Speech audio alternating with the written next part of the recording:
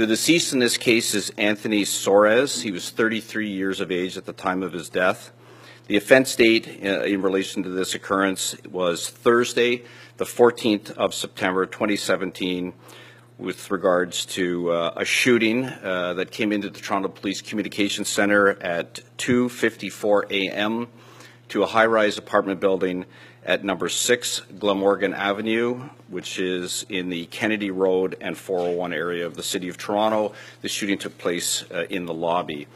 The purpose of the issuing of the video is to identify the reason for the shooting, to identify the offenders who are responsible for the shooting, and to generate witness involvement and or participation. The suspects arrive in a four-door white Ford Fusion, which appears to have heavily tinted windows in the video.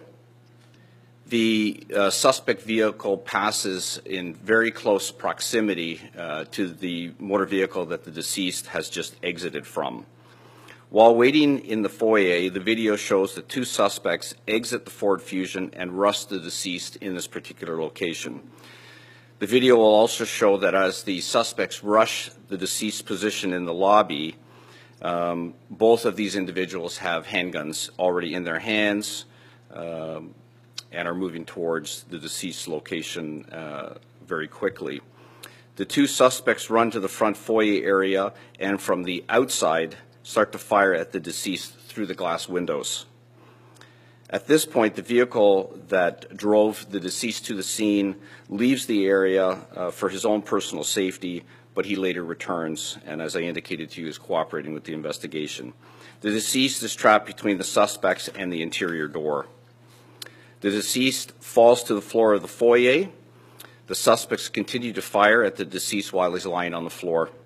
At one point, one of the suspects wearing a burgundy hoodie touches the metal frame of the lobby door in an attempt to hold the door open.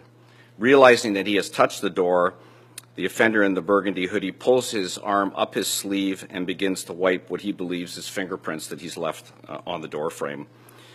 Following that individual in the burgundy sweater continues to fire at the deceased while he's lying on the floor. Both of the suspects are armed with semi-automatic pistols. The video shows that both of the weapons lock in the open position, which indicates that the weapons are now empty.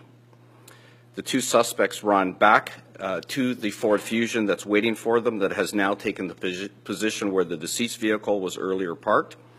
One suspect wearing the burgundy hoodie gets into the front passenger seat.